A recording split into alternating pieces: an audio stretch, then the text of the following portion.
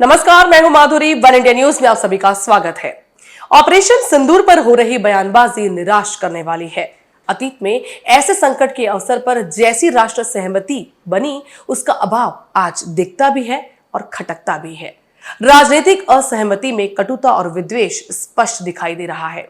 इसके चलते सेना के शौर्य और पराक्रम की प्रशंसा के स्वर मध्यम पड़ते दिखाई दे रहे हैं। ध्यान रहे, कोई भी लोकतंत्र तब और ज्यादा मजबूत बनता है जब अलग विचारों के लिए पर्याप्त जगह होती है। पूर्व प्रधानमंत्री नरसिम्हा राव के उस वक्तव्य को आज याद करना चाहिए कि दल से बड़ा देश होता है और विदेश नीति से बड़ी देश नीति। इसी तरह अटल बिहारी वाजपेयी के इस भाषण का स्मरण किया जाना चाहिए कि सत्ता का खेल तो चलता रहेगा, सरकारें आएंगी जाएंगी, पार्टियां बनेंगी बिगड़ेंगी, मगर ये देश रहना चाहिए, देश का लोकतंत्र अमर रहना चाहिए। अब बात 1993-94 की, जब पाकिस्तान ने कश्मीर में मानवाधिकारों के हनन का आरोप लगाकर भारत के खिलाफ दुष्प्रचार अभियान छेड़ दिया था। उसने इस्लामी देशों के संगठन OIC के कई देश को अपने पक्ष में खड़ा कर लिया था। इसके चलते कश्मीर में मानवाधिकार के कथित हनन का मुद्दा अंतर्राष्ट्रीय स्तर पर उठने लगा था। तब अमेरिका पाकिस्तान का हितैषी हुआ करता था। पाकिस्तान OIC के जरिए इस मामले को जेनेवा स्थित मानवाधिकार आयोग में ले गया। इस पूरे मामले ने भारत की चिंता बढ़ा दी। यदि मानवाधिकार आयोग में यह प्रस्ताव पारित हो जाता तो संयुक्त राष्ट्र सुरक्षा परिषद की ओर से भारत पर आर्थिक प्रतिबंध लग जाते। तब पाकिस्तान कश्मीर के बहाने इस्लामी दुनिया में अपनी अहमियत बढ़ाने में जुटा था। कई इस्लामी देशों से भारत के रिश्ते अच्छे तो थे, लेकिन मानवाधिकार के कथित हनन वाले मुद्दे पर इस्लामी देशों और यहां तक कि बांग्लादेश के भी भारत के साथ खड़े होने की गारंटी नहीं थी।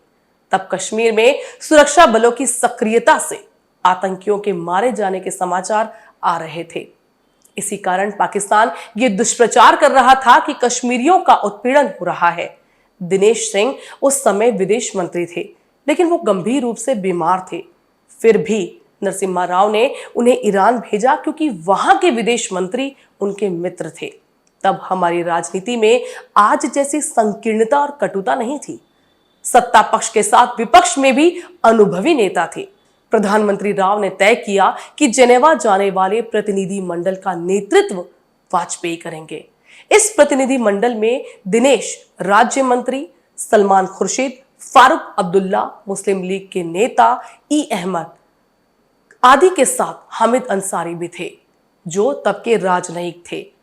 भाजपा का रुख यही था कि जम्मू कश्मीर से अनुच्छेद 370 हटाया जाए, और फारूक अब्दुल्ला कहा करते थे कि जम्मू कश्मीर विलय के समय किए गए वादों की अनदेखी हो रही है। जिनेवा में मानवाधिकार आयोग में इस्लामी देशों का प्रस्ताव रखे जाने के पहले भारत और पाकिस्तान दोनों लॉबिंग कर रहे थे। भारतीय राजनयिक प्रमुख देशों की यात्राएं कर रहे थे।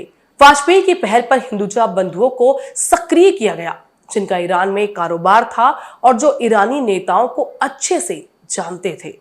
जिनेवा में जब वाजपेयी जी का सामना पाकिस्तान के प्रधानमंत्री बेनजीर भुट्टो से हुआ तो उन्होंने हैरान होकर कहा, आप इस प्रतिनिधि मंडल का हिस्सा कैसे? और जम्मू कश्मीर पर तो आपका नजरिया शासक दल से अलग है। तब वाजपेयी जी बोले, भारत की एकता और संप्रभुता के प्रश्न पर हम सब एक हैं। आयोग में प्रस्ताव रखे जाने के पहले भारत ने अपनी प्रभावी कूटनीतिक पहल से कई इस्लामी देशों को अपने पक्ष में कर लिया।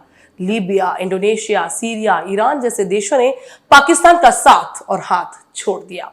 प्रधानमंत्री नरसिम्हा राव ने अपने कूटनीतिक और कौशल से किसी तरह चीन को भी साध लिया था। इससे पाकिस्तान पस्त पड़ गया और अपनी हार देखकर यह प्रस्ताव आगे बढ़ाने का साहस नहीं जुटा पाया। बिल्कुल इसी तरह अब जब मोदी सरकार ने पहलगाम की भयानक आतंकी घटना और फिर साहसिक सैन्य कार्रवाई के बाद विश्व में सर्वदलीय प्रतिनिधि मंडल भेजने का फैसला किया तो बहुत ही अप्रिय राजनीति शुरू हो गई। कुछ नेताओं के वक्तव्य चौंकाने वाले भी रहे और सर्वदलीय सहमति की भावना के विरुद्ध भी। मौजूदा कूटनीतिक चुनौतियों को देखते हुए देश को एक संयुक्त और सशक्त राजनीतिक दृष्टिकोण की जरूरत है, जो दुनिया को यह बताए कि भारत पाकिस्तान पोषित आतंकवाद और अपनी सुरक्षा के मुद्दे पर एकजुट और अडिग है। ये ध्यान रहे कि उस समय प्रतिनिधिमंडल के लिए वाजपेयी जी का नाम प्रधानमंत्री राव द्वारा खुद तय किया गया था, न कि भाजपा द्वारा दिए गए नामों के आधार पर।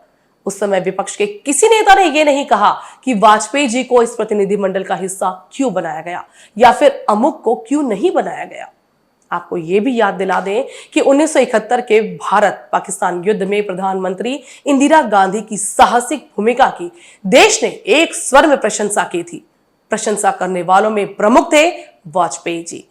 सच तो यह है कि अतीत में कई बार राष्ट्रीय हित के विषयों पर राजनीतिक वर्ग ने देश दुनिया को राजनीतिक एकजुटता का संदेश दिया।